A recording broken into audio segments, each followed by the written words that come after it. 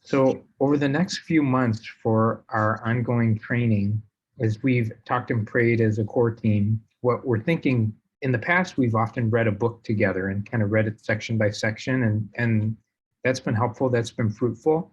Recognizing a couple things, not everybody are readers, which is okay, God's wired us differently. And there are so many great resources and so many great books currently available related to disciple-making movements that if we just take one book and read it in sections over time, it'll take us years to take in a lot of the great resources that are available. So there are three sort of streams in the world of disciple-making movements that many of us have been learning from and noticing. And this is kind of broad overview of these three streams. But our thought is that over the next few months, maybe we take 1 to 3 months and look at resources from each of those streams.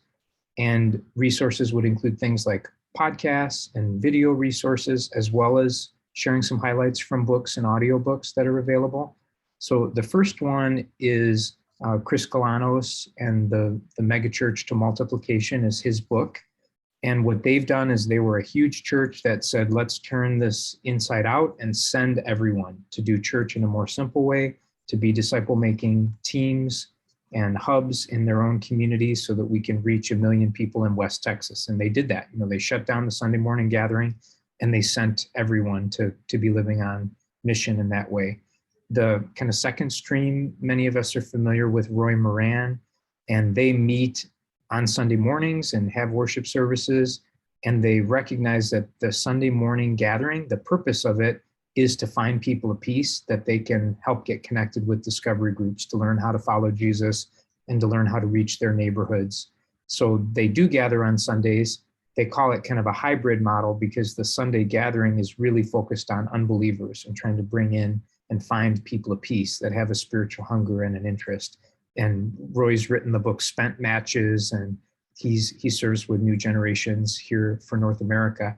And then the third kind of stream that is the one I've been learning about personally most recently is the stream that like the underground, Tampa underground, Kansas City underground, and others more and more like Arizona, Phoenix underground, and Knoxville underground, different groups that God's birthing that are using a micro church kind of strategy, they're calling it. But I know in particular for Tampa, what they do is they have a Sunday morning gathering, and there's folks on the East Coast doing a similar thing too. But they have a Sunday morning gathering that's focused on believers, primarily equipping and preparing believers for their disciple-making mission. And then through their worship gatherings, they're looking to find people that they can send out in intentional disciple-making teams to start discovery groups, to start micro churches that'll keep multiplying in the community. So there's a sort of a both and as well, but the Sunday morning expression is seen as an equipping and training and worship time for believers to be sent out. So again, are any of those right or wrong? I don't think so. I think all three have biblical principles embedded in them, and they're looking to live them out in their context. And so that's where we were thinking we'd love to learn from some of the resources from each of these different streams, and then eat the meat and spit out the bones for each of us in our context.